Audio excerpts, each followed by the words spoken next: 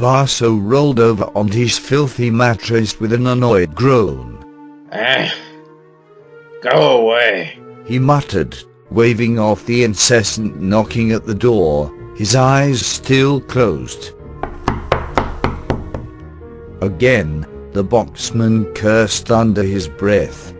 Raising his head from the stained pillowcase, he yelled in the direction of the doorway. Jeffrey, I'm paid up for the week. I left the money with your wife. He snorted, still half asleep. But unbeknownst to him, it wasn't the upstairs bartender. Not even close. Basso, cut the crap and let us in. The boxman's eyes flew open at the sound of Garrett's muffled voice. He sprang to his feet and rushed to open the front door, tripping on a stack of old newspapers and beer bottles in the process. He swung open the door and stared apprehensively up at his mate. The thief wore a look of solemn intent upon his face. He looked like he'd been through the worst thing imaginable. Guinevere was with him, standing beside her teacher like a loyal hound. Barso ground his teeth. Of course she was. Garrett never listened to anything he had to say, unless there was gold involved. Garrett! He gawked, desperately fighting to surpass his rage. He had warned the thief to stay hidden. The Watch had redoubled their efforts to find public enemy number one, and the lengths they were going to in order to do so were becoming downright ridiculous. A part of the aging drunkard wondered why. The reward offered for Garrett, alive or dead, was unreal, at well over 60,000 gold now, and rising. Yet the watchdogs had shown little serious interest in seeking out the thief. Until now. Barso glowered down at the petite young woman Garrett kept close to his side. The boxman was more than convinced that this was her influence. Simmons must know that Garrett has her. This can't all be about the murder. He stared up at Garrett, still brimming with concerned ire. He released a pent-up sigh before speaking, concentrating his unavoidable long string of vile profanities down into one solitary syllable. Shit. Basso, Guinevere and I need to hunker down in the hovel for a time. You still owe me a favor after all. Wait. Barso shook his head, motioning his arms out in front of him in disbelief. Once again, he contained his outburst. Inhaling a deep breath, he faced his mate with a look of deep wonderment. You two want to stay here? Yes. Thought that's what I said. Garrett, you can't do that. And why the hell not? Listen, mate. I wish I could help you. I really do, but the Watch. Yeah, what about them? Garrett crossed his arms. Guinevere looked from her mentor to Barso, watching the conversation unfold and growing progressively more worried by it. They've been going door to door looking for you. He sneered at the young woman and pointed a dirty finger at Guinevere. Looking for her. You're kidding, right? Those oafs couldn't find a Burke in the middle of Stonemark, even if it was painted bright pink. Garrett replied, slightly amused. He had never known the City Watch to be serious, let alone competent about their job. Look, I know that I can be quite the funny man, alright? But this time, I ain't joking. You need to get back to your tower now. Basso, I can't do that. The thief remarked sadly. And why the hell not? Because... Garrett winced, turning away. Someone has attacked the city, and they were burning down everything, including the clock tower. Guinevere butted in, still holding Pilfer lovingly within her arms. Garrett looked down at her and smiled. Guinevere smiled back. Barso rolled his eyes. Well, then you two need to leave town. I can't help you. You owe me a favor, Basso, and I intend to collect. I only need it until I can figure a way out of this city. Surely that's a fair trade for what I did for you. I did train Guinevere, just as agreed. Yeah, I'll bet you did. The boxman grumbled under his breath. Please, Basso? Guinevere stepped forward, sensing that Garrett's arrogance wasn't going to see him through this time. The middle-aged man stared down into her wide, innocent green eyes. They were shimmering in the low candlelight, positively brimming over with fear. With a defeated sigh, Barso threw up his arms. Fine, but just until you get your shit in order, Garrett, I can't be risking my arse like this. I know. You make me do that for you. The thief growled. Barso whirled around and leered at his friend. He stormed over and stared the tall thief dead in the eyes. Guinevere backed away. Seeing this, Barso spoke in a low, serious tone.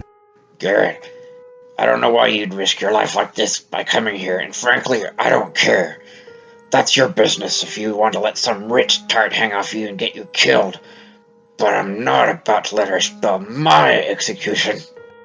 Garrett's eyes blazed with insult. Fine. You've made yourself heard. His cloak slapped against the leather outfit as he turned around. Let's go, Guinevere. Garrett, wait. Hear me out. The boxman stopped his mate's departure. The thief looked over his shoulder, mask up over the lower portion of his face. Make it quick. He snarled. Look, everything's just been a little crazy lately around here. Folks say they've seen some metal creatures patrolling the streets, and guards are acting like taffin barbarians. Well, more so than usual. And your point? Garrett hissed, still angered from Barso's earlier insult to Guinevere. I guess I just kinda lost it when I saw you and Gwynny. I didn't mean to act like this. I've just been under a load of stress. Sophie told me they barged in on her the other night, and, well, you can imagine how she's taking it. Barso sighed and took a seat upon a nearby crate. He watched the thief reluctantly turn to face him, twiddling his thick thumbs. You and Gwynny can stay here as long as you like. Without warning, Guinevere set Pilfer down and ran to embrace the boxman. Oh, thank you, Basso! You're the best! She squealed with delight. Initially, Barso tensed, but as she pulled back, a warm smile found his weathered face. Sure, kid. He looked back up at Garrett, who surveyed the scene with a bemused grin. For the first time in the nearly 2 decades he'd known him, Garrett actually seemed content. Right then. You two can have the storage room. Barso grunted, popping his saw back with his hands. Guinevere stayed behind while the two men spoke, watching Pilfer as he investigated the hovel. The kitten's acute senses didn't take long to register on the flustered magpie resting on its perch overhead. His eyes gleamed a wild, hungry yellow as he surveyed the nervous bird. He crouched and readied himself for the hunt. Oh, and I see you've gotten a cat. Barso boomed, disrupting Pilfer's otherwise flawless pounce. Yep, this is Pilfer. Or at least that's what Garrett calls him. Guinevere grinned with pride. Barso stared down at the feisty kitten with quiet disapproval. Uh-huh. Well, just make sure you keep him away from Gloria here, lass. He instructed, holding out a finger for the magpie. She called with disdain and pecked at his chipped fingernail. Hey, maybe I should let him eat ya. The boxman exclaimed in surprise. His antics prompted Garrett to join in the conversation. Got another one to replace Genevieve so soon? The thief inquired. Just like the real Genevieve, eh? Basso gave a dirty chuckle. Well, that's funny, Basso. And here I was always under the misapprehension that she left you. Garrett chided him. Ha ha. Very funny. So what's this one's name? Gloria. After my most recent drama. The boxman yawned. Didn't I meet her? Yeah? And wasn't she the one who tried to beat you over the head with a frying pan? Yep. That'd be Gloria. Basso grinned, rubbing his forehead. Garrett smirked. Basso, why do you always name your pets after relationships that didn't end well for you? Basso just shrugged. Makes it easier to understand why they tried to peck my fingers off. His response prompted a small chuckle from the thief.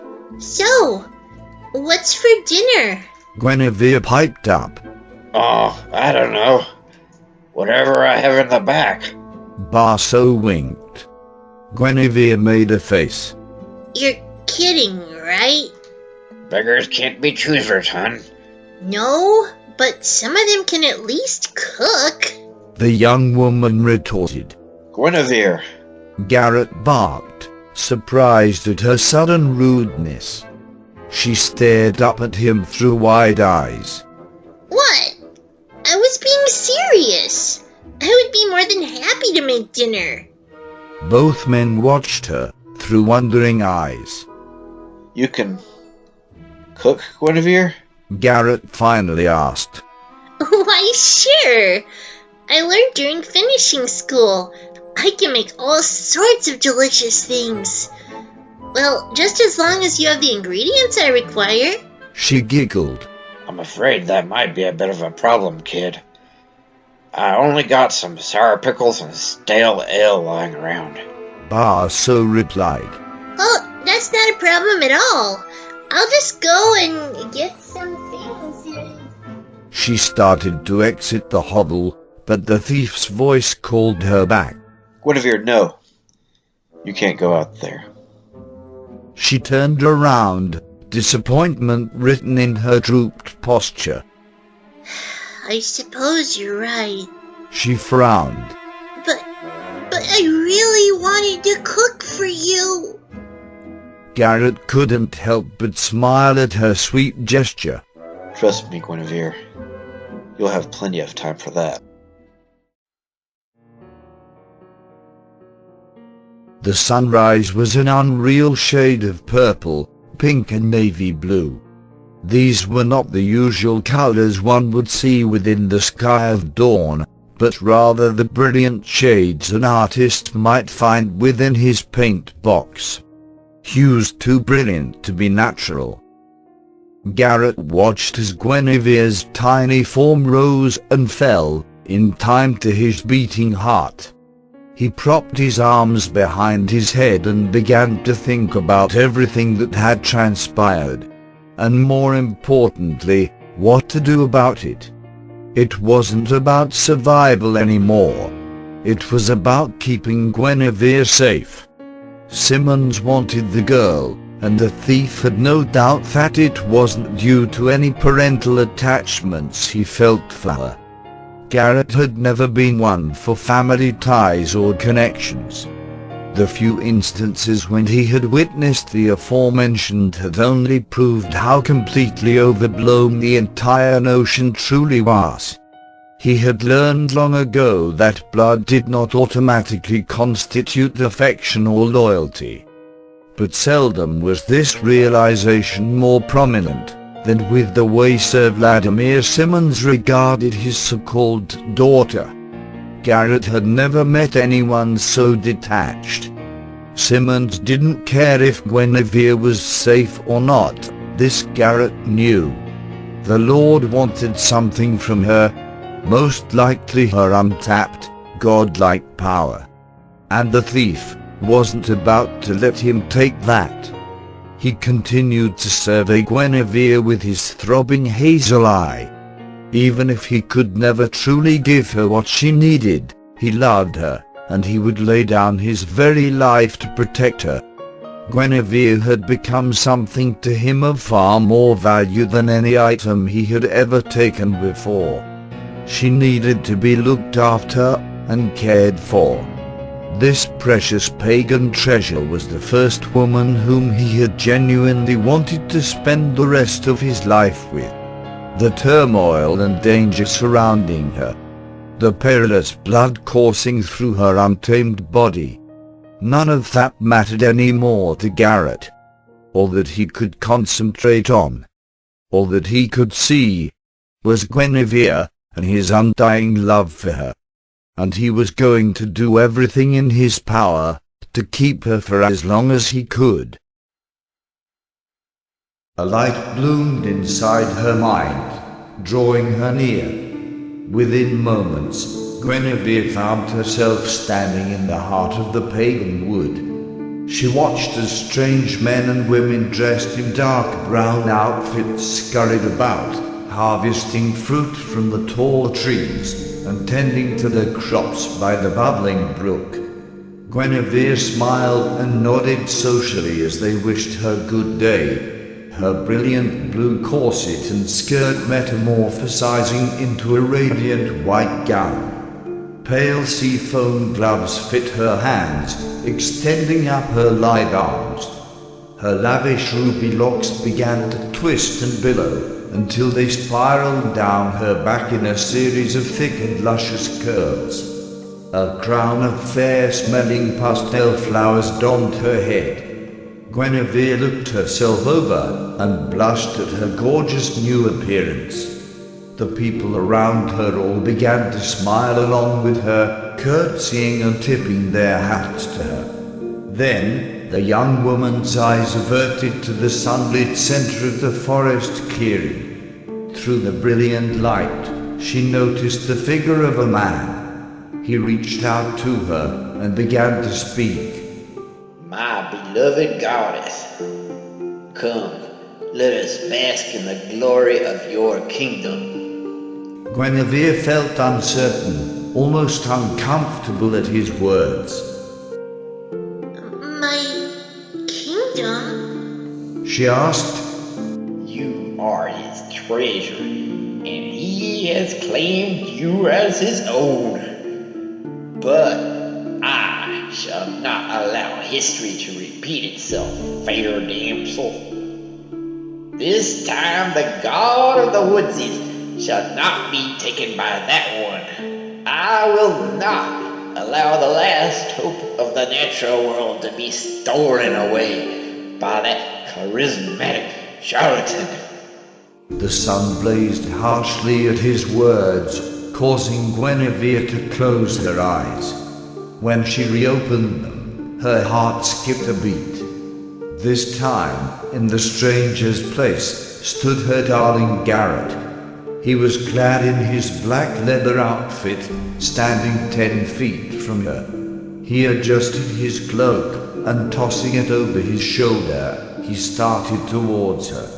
When Garrett reached Guinevere, he gently, yet tightly, grasped her gloved hands. Fire and ice collided into lightning and luster as their eyes met, and Guinevere's body softened as Garrett's lips began to shape her name. Guinevere, my loyal student, my most cherished gemstone, my beautiful raven. He smiled. We shall stay here this moment forever. But what of our own moment? Of our lives? Dear Guinevere, you should not worry so. As long as we continue to dwell within this moment, time will cease to exist.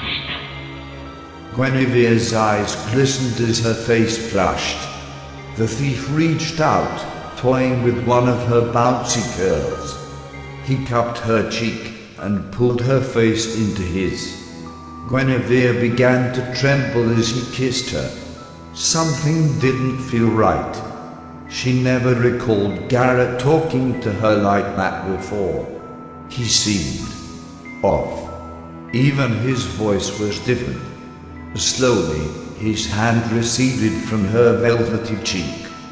Taking his index finger and thumb, he tipped her chin upwards to meet his. As she beheld the face beyond the confines of the hood, Guinevere felt the world freeze around her. This man was not her Garrett. Guinevere awoke to large, warm hands sliding up and down her waist. She looked over her shoulder to see Garrett, a devious grin spread out across his face. She met his gaze with a tired grin. Good morning. Guinevere greeted quietly. The thief placed his left arm firmly around her, propping himself up against her nude body. It is now. He stared down at her, meeting her gaze. The lovers remained transfixed upon one another's faces, never moving, never feeling their breath as it left their bodies. Abruptly, he withdrew, and assumed control of her. He held both of her wrists down, and pushed her into the bed. Guinevere was delighted by this, especially when he began nibbling at her earlobe, blowing hot air into it between her moans and squeals. Caught you. He growled dirtily. With that, Garrett drew Guinevere into a long, heated kiss, sliding his tongue into her mouth. Their lips remained locked, as the thief began to grind his pelvis against hers. Guinevere began to softly moan. Garrett broke the kiss, and moved down to her neck, tenderly licking and kissing her flesh. Slowly, the thief moved down to her chest, feeling Guinevere's heart pound against his own.